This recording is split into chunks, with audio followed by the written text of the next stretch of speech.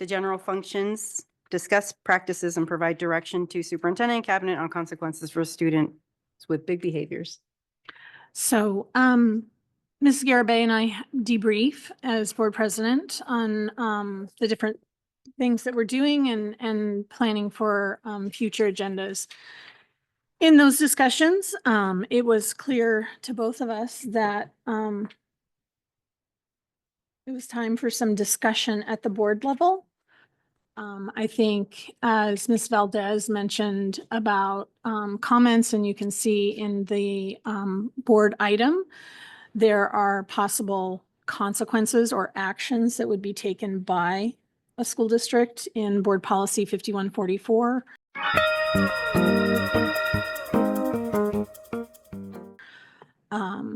Those are actions that we take. We do look at them on a student by student basis. We've had conversations with the governing board about the use of suspension and the requirement of 48,900 and its requirement that we use other means of correction. We've also talked about, I believe it's 48,900.5, which talks about eliminating students' recess and how that is no longer allowable, which leaves us with consequences that are rather limited as far as what we can do. We've had lots of conversation, I think, around the different ways that we address that. We've done things as a district to improve that, but I think since the pandemic, we've seen challenges that as educators, I don't think we're used to seeing. I don't think parents are seeing those same challenges the way that they used to see them. And I think we're all sort of on the back foot, if you will, with how to address them. In speaking with Mrs. Garibay, though, I've explained to her that from a district leadership perspective, we, and I'm going to include the staff and all of my site administrators, are providing what the policies, what the ed code, what our professional training, what our professional experience recommends should occur. If there is something that the governing board would like us to do differently outside of those parameters, then we would need to know what those are. I think anytime we make decisions outside of the parameters that we're given, there will be additional consequences. So again, should we make decisions to do things that we haven't been doing? I think letting our community know what that is and how those consequences will be implemented is going to be very important, because I think we'll hear from the community on that piece. I think also taking into consideration the change in student behavior, meaning will the consequence change the student behavior? And then I think when we're talking about resources, we have things in place to examine things such as curriculum, practice, those sorts of things. What we don't have the ability to do would be to make the decisions for having large-scale implementation of staffing. So for example, in order to have a room where we could send students, we would need to have a classroom teacher in that room in order to do that at a minimum. Or we would love to have a BCBA, which is behaviorist, at every school, but that would require us increasing our behaviorists by 7, I believe. Again, another cost that the board would need to consider. There are limited funds as far as the district is concerned when we make those decisions.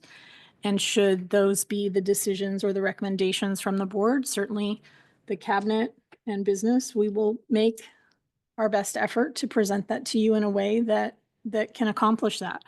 But we are hopeful that tonight your discussion will give us direction to come back with possible practices. Not changes in policy at this point in time. I think it's very difficult to change policy when you've never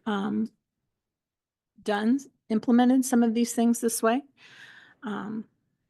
So I would recommend that it be a practice, and we would bring that back to you for approval and adoption in the future. Thank you, Dr. Hawkins. So just to answer your question about suspension. Yes, we can suspend students. It is up to the school site to make that determination. 48,900 suggests and requires that other means of correction are used in lieu of suspension.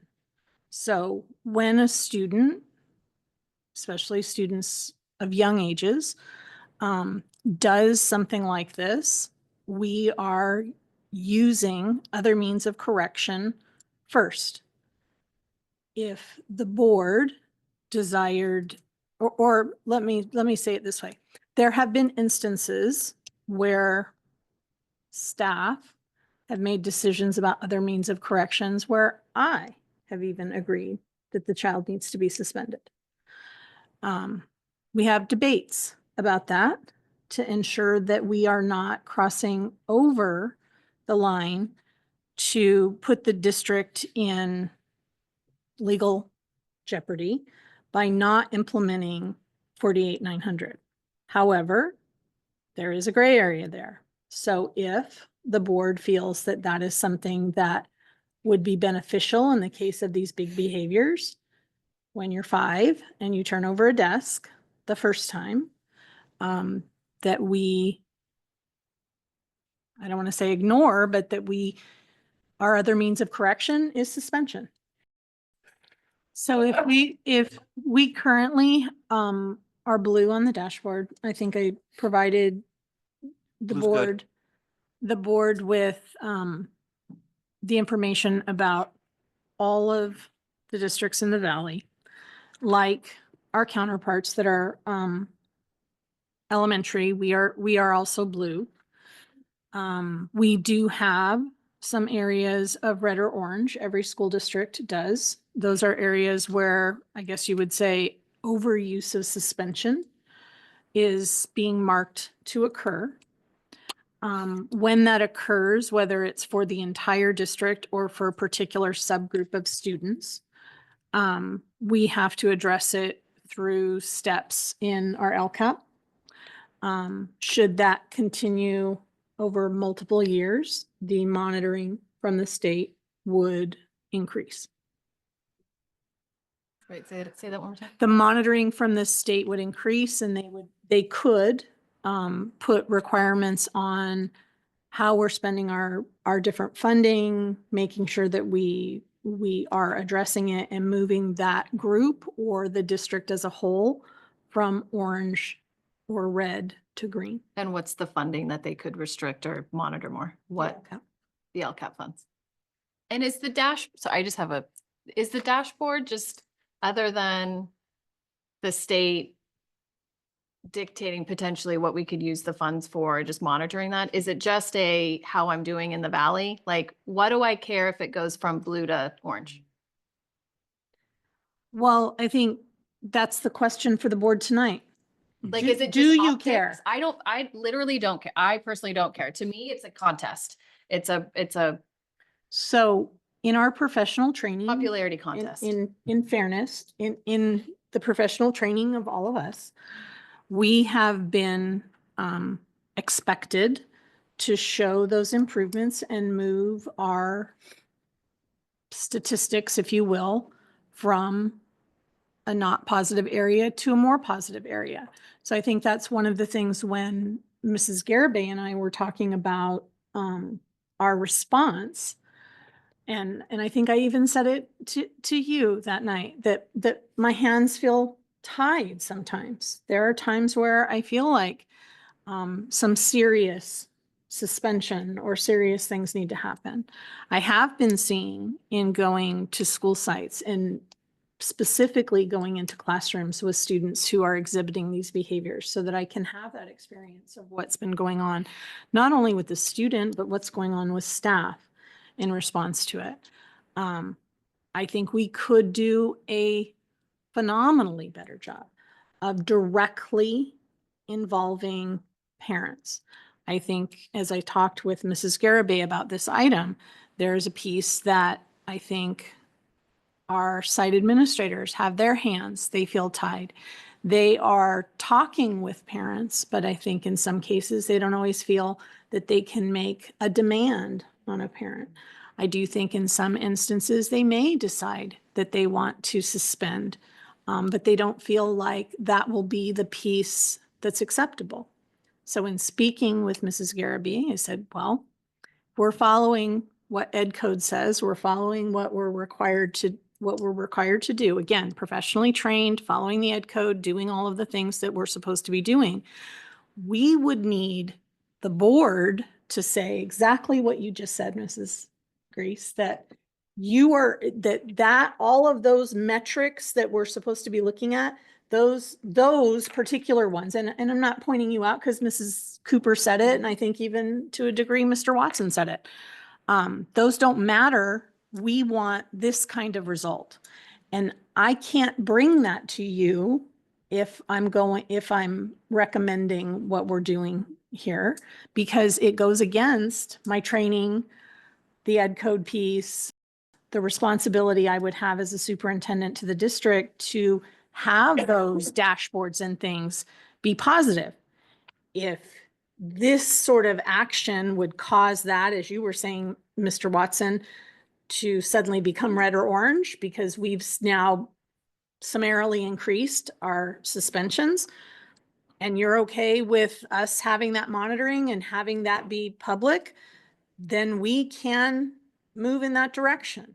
I think to Mrs. Cooper's point, you use it on the first time, and that's a response. But we know from the research and from experience that repeated suspension doesn't always change behavior. And as you said, they come back to the same school in the same classroom. So is there going to be that discussion of what the next possible response would be should the suspension, I mean, we can use up to 10 days, be used and the behavior isn't changing? I thought she was asking. Oh, I had an opinion. So, Okay. well, I think This is really supposed to be about you guys. I'm sorry, go ahead, Dr. Hawkins. I think I want to just make a comment about the teachers. We talk up here a lot about their expertise and what it is that they're doing. And I agree with all of those things. The one thing that I struggle with as an educator, and I'm going to take off my superintendent's hat, but as a classroom person, is I don't think anybody in our schools are teaching our students to have some of these big behaviors. I'm not certain where they're coming from. I have a lot of theories. I've been doing a lot of research. I think behaviors are learned over a long period of time. And I want to remind everybody that when the teachers are in the classrooms and they're trying to address these things, these are things that they didn't create. They didn't expect. They don't endorse. And they don't appreciate. And so I don't know what this particular answer is. I do think, as Mr. Watson just said, it's a very complex problem, but I don't want to lose sight of the fact that the teachers are doing all of their work, but they didn't endorse this. They didn't create this. This student, for whatever reason, because of their personal background, because of something that happened at recess, something that happened at home the night before, as you heard our parent from Rosedale mention, something happened with this child and it caused them to have this sort of response. I know that I want all of the kids to be safe, and in doing that, you have to address both sides. But I just really want to remind everybody that the teachers are doing the very best that they can. And I know that it is very difficult to deal with those kids. I know what it's like to be locked in a room because of a lockdown at a school with a child who bites and throws things and kicks chairs and growls. I've witnessed what our teachers are facing and what they believe they're supposed to be doing to engage or remedy the situation, and what they might actually be able to be doing. And I think there's 400 of them. It takes a lot of training. It takes a lot of time, which I know we don't necessarily have. But I know that they are working on it, and I know that we are working on it, and we're trying to make the best decisions for all of the kids. So I think this is just a hugely complex problem that I'm fully prepared to work with parents, teachers, anyone who wants to work on the problem. But I do think it's not as simple as you were, and you weren't saying it was simple, Mrs. Cooper, but how do you have a family who may be in crisis themselves and their student is now in crisis? Where is that accountability? And we can have the pieces in place and the people in place and those sorts of things, but that's not necessarily going to have the problem itself end.